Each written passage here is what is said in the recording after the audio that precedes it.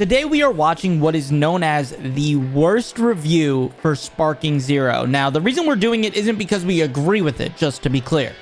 We're doing it because everybody has been messaging me saying in the last day this video came out, it is absolutely so wrong. It's almost like the person who made the video was just rage baiting. They really didn't know what they were talking about. And so I couldn't believe it because the channel that made this is Gamology, who has 2 million subscribers. We're gonna be reacting to it together and see how many of things we actually believe and how many things we disagree with. Together, come to the conclusion of whether or not this is rage bait or whether or not this guy's got some points. And if you enjoy content like this about Dragon Ball, hit that subscribe button. But here we go.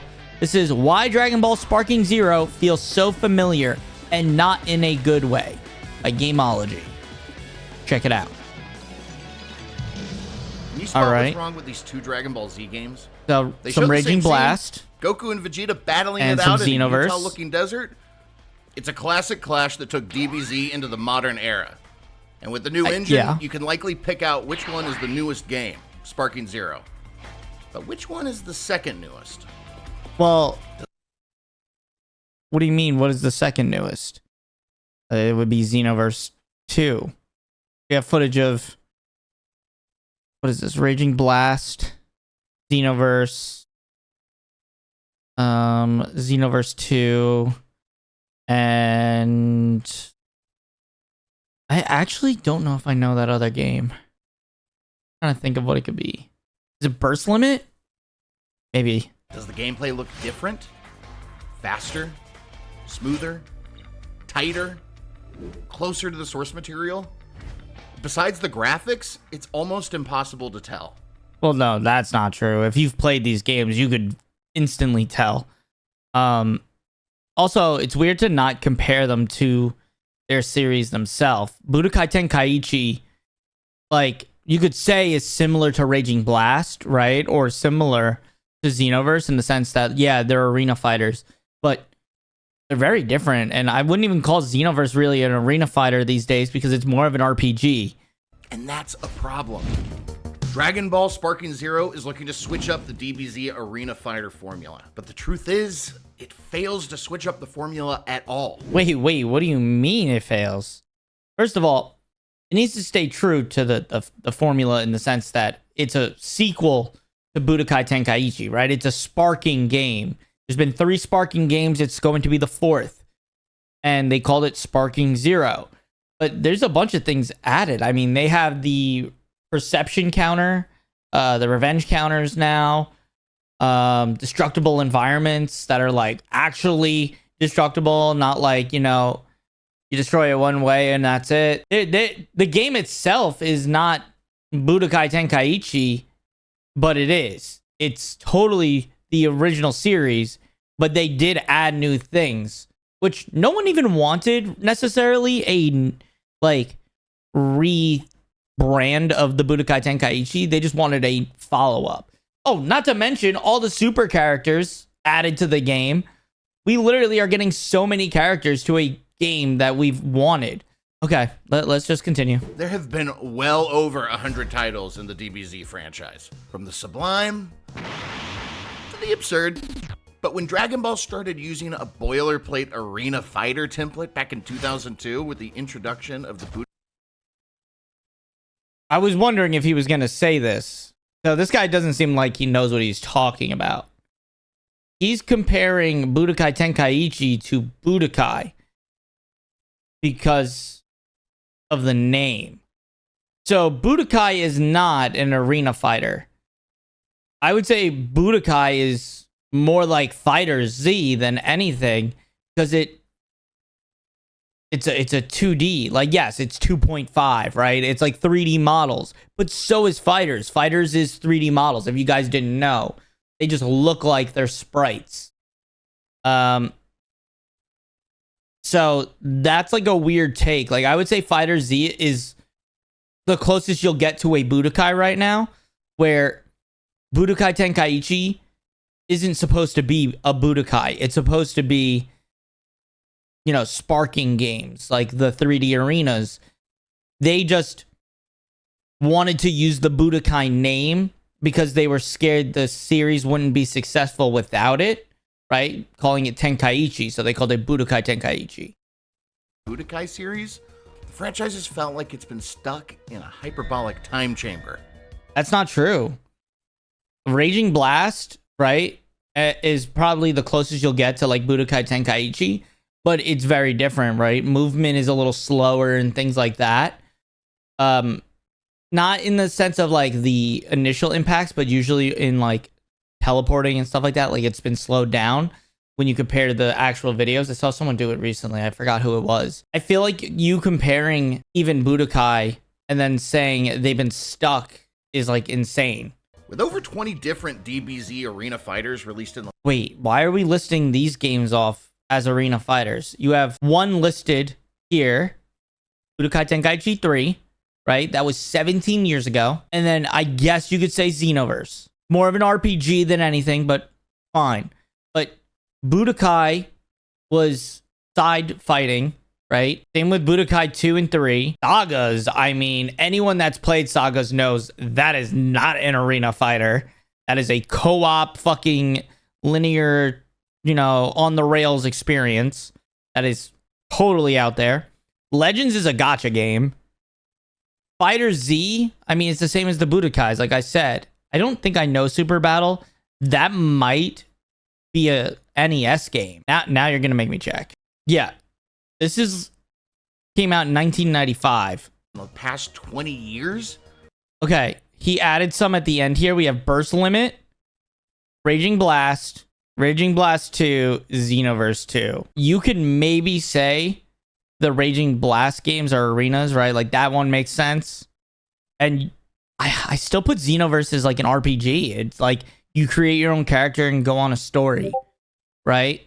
Like, especially if you want to say like, oh, the gameplay's stuck in how it is, like you can play Xenoverse 2 and I have no problem with that game. But as a Budokai Tenkaichi fan, it's nothing like the other. It's way slower, doesn't feel as fluid, at least to me, right? You may argue you like it more. I can't tell you I do.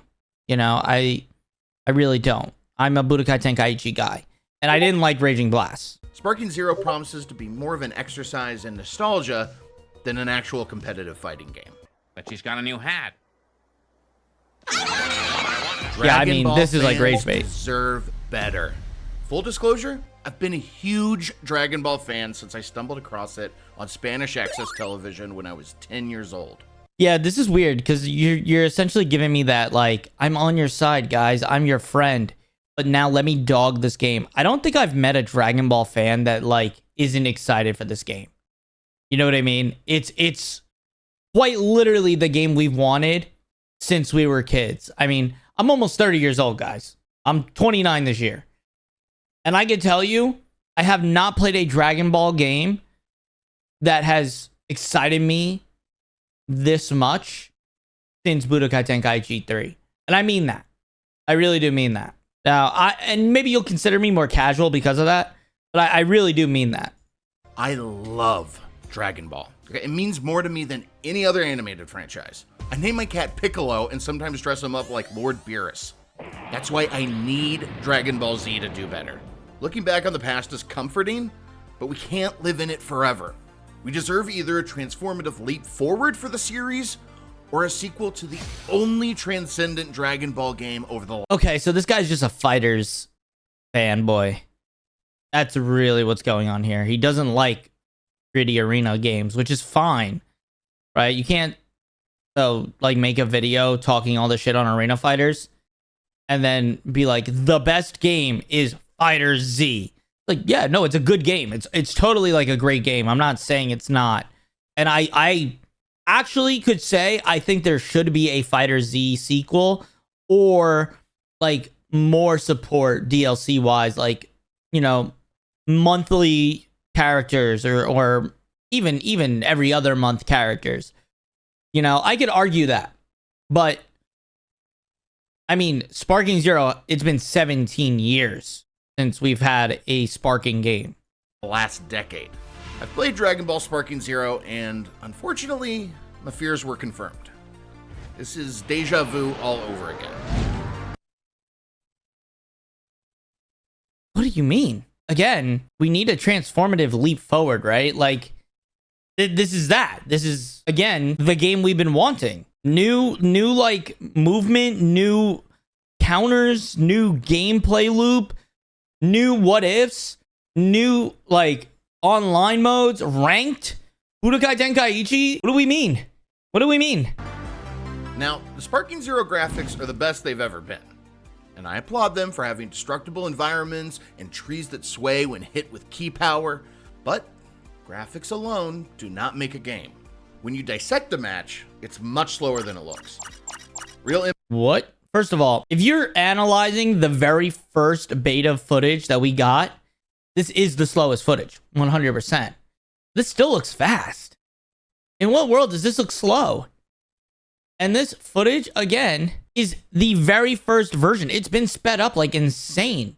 I don't know if you guys seen the comparisons, but it's literally been improved over time. And wait a second. I'm just thinking about it. Bro was saying that FighterZ is the only game that's transcended like a Dragon Ball game in the last decade or something like that.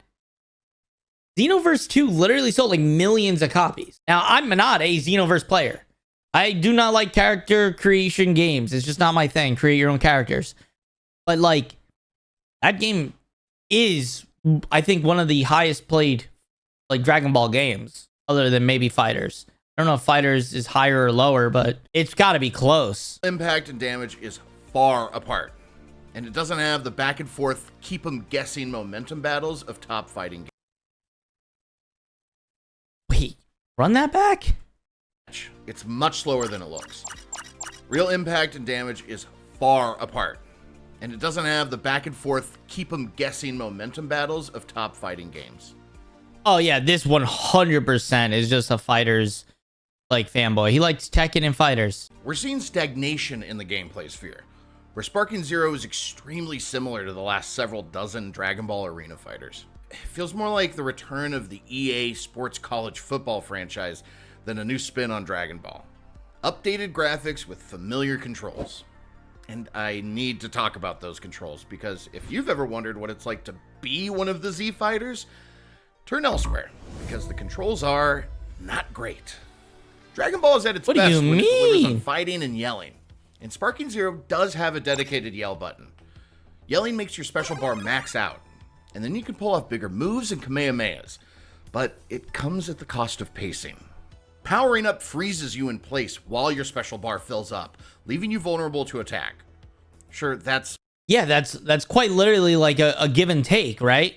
You want to charge up, you're gonna have to put some distance, right? Put yourself vulnerable. Part of DBZ, but it still makes the game feel clunky. And here's why. It's because the controls are too complex for casuals, but not technical enough for hardcore gamers. What? Hold on. The controls are exactly the same from 20 years ago. I was 20 years ago, 9 years old, playing this game on my PS2 against my brother, who was 7 years old. We were not advanced gamers. We were little children.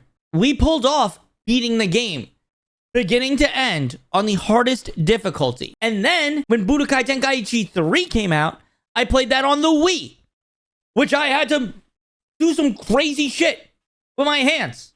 That was more complicated than the PS2 controls, and it's the exact same controller layout.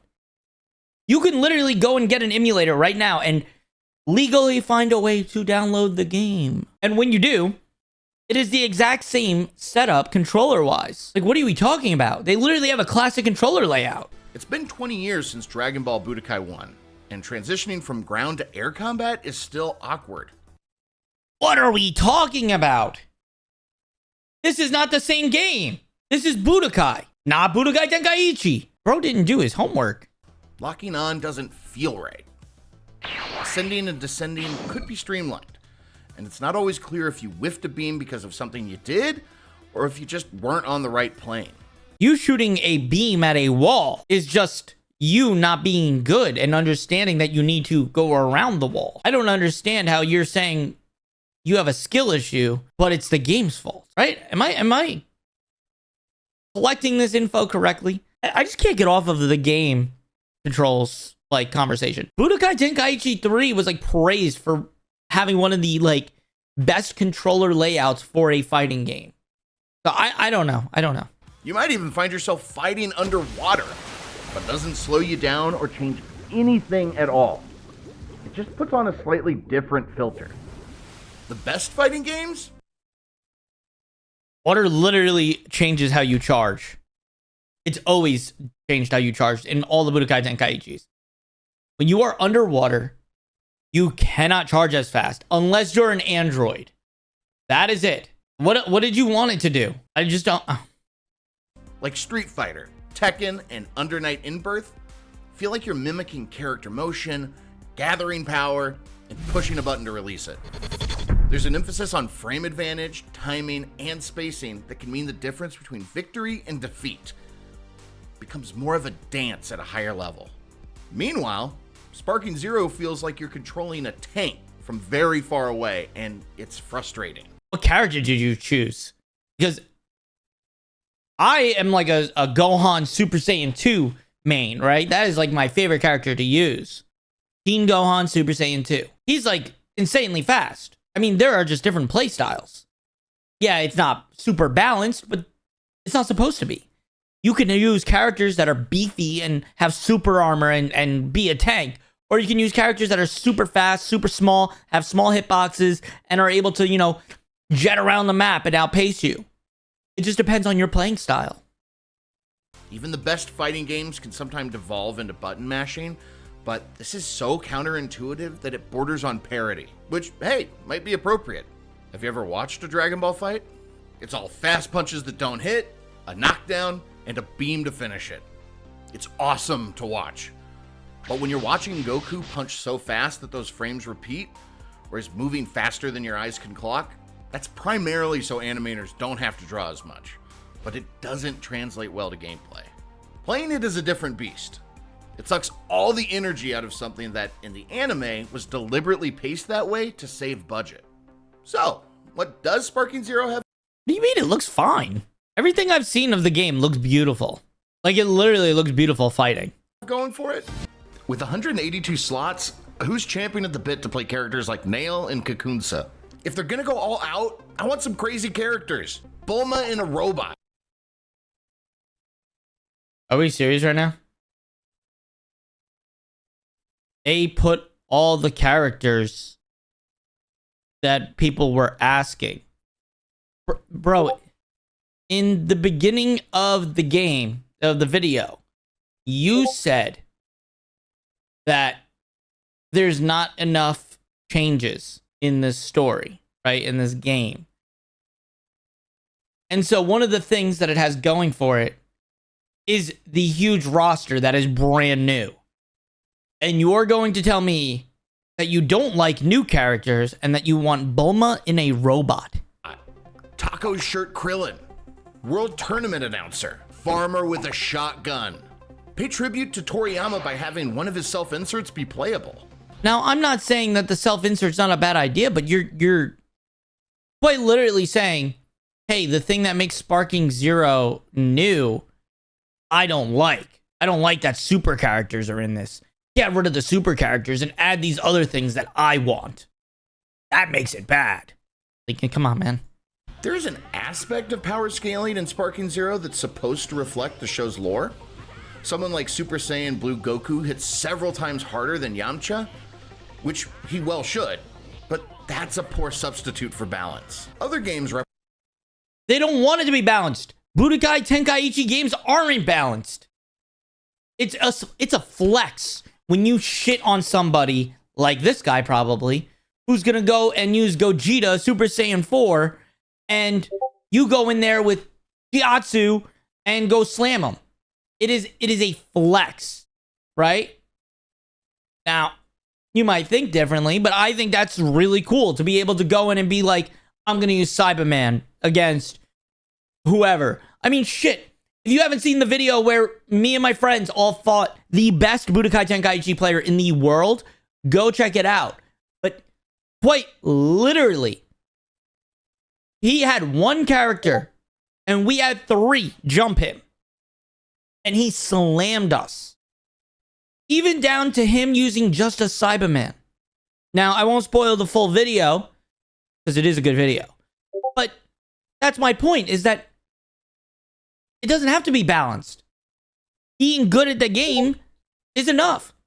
Represent power differential matchups by showing different moves and impact. Still, because every Sparking Zero character feels the same with only slight differences, the best we can hope to get is the occasional character-specific power-up animation. But exploring a bunch of different martial arts styles, whether it's MMA or drunken boxing, brings life into fighting games. Yeah, I mean, this guy's just a 2D fighter. 6 launched with 18 characters. For the most part, they played differently and oozed with unique styles. Grapplers, yeah, rushdown characters, this dude just loves types, stance types, and a bunch more. Chun-Li has a different philosophy behind her than Zangief and demands a different playstyle. This doesn't really seem... This literally happens in Sparking Zero. They have different playstyles. I don't think this guy actually watched anything about this game. I really don't. ...to be the case in Dragon Ball, where all characters are slight variations of Goku. Sparking Zero only... What? Since when? Since when? Yeah, I understand there's lots of forms of Goku, right? But you're not going to tell me that Burger is the same as Goku, or Broly's the same as Goku, or Janemba is the same as Goku. Like, come on. There's giants in this game. There's brutes that have a super armor. There's small characters that are super fast. There's characters like Yajirobe that have gimmicks like the Sensu Bean. There are so many things in this game that have archetypes. They're not all just Goku. Only has 2 archetypes, normal and big. It's not an entirely new mechanic, but it was a bit different to play as Uzaro Vegeta, a giant ape form that moved very slowly and had harder punches. But the controls are so floaty and tanky to begin with, it felt more frustrating than anything. So clearly you can't play the game then. There's a sense of world building that's missing when it's conveyed solely through punching. The anime hinges on big moments and relationships, like escaping the Red Ribbon Army with Bulma, or meeting Yamcha for the first time. Is this all in FighterZ or something? Did I miss that part of FighterZ, guys? Is the full Dragon Ball story in FighterZ? Or just how many bonds were formed during the first World Martial Arts Tournament. This game strips out all the context for these deep, meaningful friendships that the Z family is built on. I don't fault Sparking Zero for being one thing or turning it into a gameplay type, but Dragon Ball is many things. You might think, well, Sparking Zero has a dedicated story mode, but at this point we've seen it. Dragon Ball games... Bro, there is no way you are going to tell me that you're going to even compare this game to the normal story mode in like Kakarot. Tread the same ground until it's paved over. The Game Boy games, Legacy of Goku, retold the Z story but had Goku punching wolves. Kakarot retold the Z story in its entirety. Xenoverse retold the story with some what-if and time travel elements and included a somewhat lacking create a character. Yo, you're just rage baiting at this point. You are looking to get all of the Xenoverse heads on you. All of the like Legacy of Goku, you're gonna tell me, listen, I don't think Webfoot did a great job with the first Legacy of Goku, right? But it was their first one. And it did well sale-wise. Legacy of Goku 2 is like my favorite RPG as a kid. I mean, literally was amazing. And it perfected a lot of the things that they did wrong in the first game. How are you even going to equate the two, right? And how are you going to compare Legacy of Goku to Sparking Zero? I mean, the what-ifs are totally different. Here's the thing, too. He's like, oh, it's telling the same story. The whole idea is that you can take the story and go in any direction you want and see it from perspectives we didn't see it from before with this game. Sparking Zero also has a story mode, but it'll be thin because we've seen it before. Where are the well thought out stories that challenge the player's perceptions rather than regurgitate it? Heck, where's the story of Dragon Ball pre-Z? Guy wants a Dragon Ball game. Somebody give him a Dragon Ball game. Please. I don't want one. I'm fine with my Z. I'm fine. I'm good. I will take Z and Super over Dragon Ball any day. Dragon Ball's cool. I'm not gonna say it's not. I like Dragon Ball. But if I had to choose, I'm picking redoing the Z story and the Super story over anything. We have not had a full Super beginning to end story game at all. Maybe you can say Kakarot has some of it, but like, we do not have the Tournament of Power. We do not have all that. Also, so many events change because of the what if that it's like, it's not even a good point. I mean, it comes down to things like Goku going Super Saiyan with Vegeta instead of with Frieza. It comes down to, you know, Krillin not dying to Frieza. Or even comes down to Raditz not getting killed with Goku, just Raditz dying. There are so many what ifs, and guess what? They change the story from beginning to end when you do that. Moves change. The story beats change. Goku might not ever learn Kaioken if he doesn't die with Raditz. He doesn't learn Spirit Bomb. There is a lot that doesn't happen because of that. I don't know. How far will we get in the manga? Will we get manga-only characters like Moro? Why not play through some of the less loved but still incredible movies like Super Android 13? Or have Janemba's Hell as a stage? We don't know it's not going to be in there. Baseball mode? There's so much ancillary content in the Dragon Ball. I'm not saying these things aren't good ideas, but to shit on the game as if it's not going to include some of the coolest stuff is silly. What is he about to say about Beast Gohan? Let me hear it. It should be in the game. World that is ripe for an adaptation that unfortunately will be left out for the greatest hits. And it could be a better love letter and feel like less of a money grab if they were acknowledged. Instead, we just get Frieza blowing up Krillin for the millionth time. But we don't. There's quite literally a what if where Krillin does not die. It changes the whole story too. It doesn't just, oh, Krillin doesn't die and the story continues. The story actually changes and you might have a totally different outcome by the end of the Tournament of Power because of so. In my opinion, Dragon Ball FighterZ is a much better use of the license and still has a robust, dedicated fan base after 6 years. Ultimately, oh, brother. Yeah, this guy's just lost. He's gone. He lost him, boys. He just really loves his FighterZ. He loves his 2D fucking top-down fighters. I don't know what to tell you. Like, FighterZ is a great game. I'm not going to shit on it. I think there should be more support.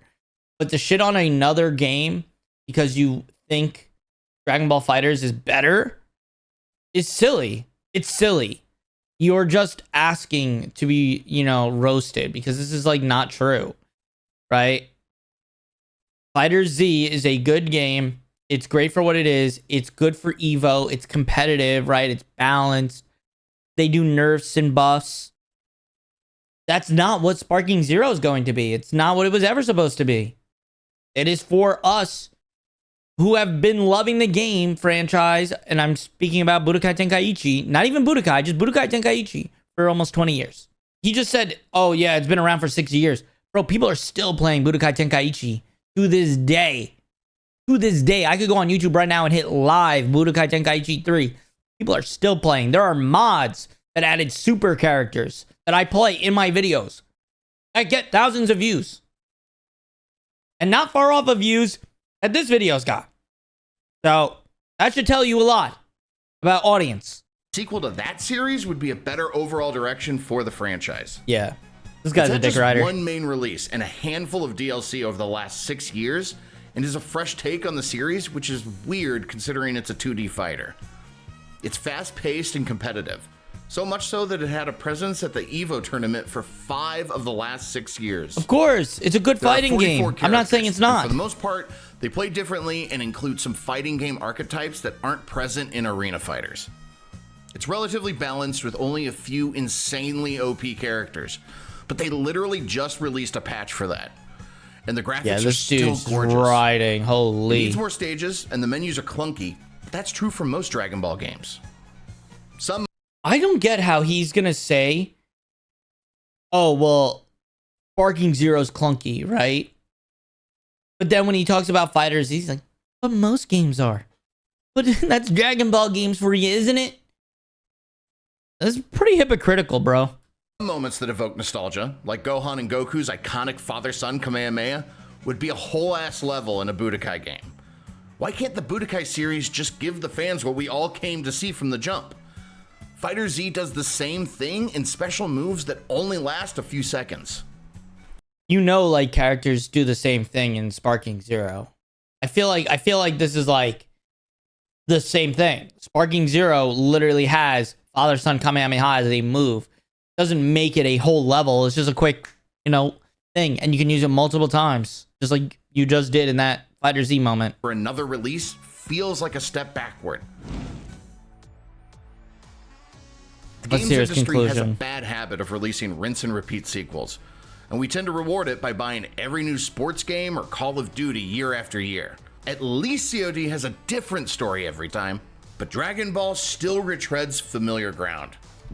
It's still doing new stuff, though. It's not. It's, again, first of its series, 17 years. I don't want to keep saying it because I feel like I'm just repeating myself. 17 years, all new things. What ifs and everything. Want to see Goku sacrifice via special beam cannon in the Saiyan saga? Here it is, but you can switch to a first-person camera this time. Ultimately, Dragon Ball needs something more artful in execution. Whatever the Dragon Ball equivalent to Slow Clap's 2021 game Sifu, a 2D, 3D phase-shifting game like Pokken Tournament, or maybe something tight and technical with balanced, ranged, and melee combat, like Armored Core 6. According to Bandai sales data, the Dragon Ball franchise has experienced diminishing returns since 2020. Wait. I was going to make a different video after this, but I think I'll include it in here. He's trying to say that the game is not going to do well. I just want to show you guys something. Sparking Zero is number 3 right now on top sellers for Steam. It is number 1 for PS5 and Amazon, completely sold out. What are we talking about here? This is great. This is the best selling Dragon Ball game I think they've had in years. If anything, we're getting a sequel to Sparking Zero, or a lot of DLC compared to FighterZ. I think you need to be a little bit more mad in this video. So why go back to the well for another nostalgia fest? Being the official Tenkaichi 4 could be the kick in the pants the franchise needs, but I think a new, exciting direction is the way to go. This game will no doubt sell millions on name recognition alone, but I think its impact will quickly fade. I don't think we'll talk about it the same way years after release. I hope I'm proven wrong, though. A lot of people look back fondly and call Tenkaichi 3 a high watermark, and they deserve to be happy too. One of my friends is really excited about this game and couldn't give a flying nimbus about the game style being played out. I hope DBZ Sparking Zero is more than the same thing in prettier packaging. I hope it outdoes itself and is more fun than I got from the matches I played. Maybe it'll exceed expectations, but mine are very tempered. In the meantime, I'll be hoping for a better use of the license. I think we know who this guy is and what he wants. But you know what I want? I want you guys to hit subscribe, because we got to show this guy whose opinion really matters, right? So hit that subscribe button, like the video, share it with somebody you think wants to play the game, and get ready, because Sparking Zero is right around the corner, and I'm releasing videos every single day of Sparking Zero as we lead up and when it releases, giving you guys tips and tricks, glitches, all of it. And why don't you click this video on screen right now, because YouTube really seems to think that you guys would like it.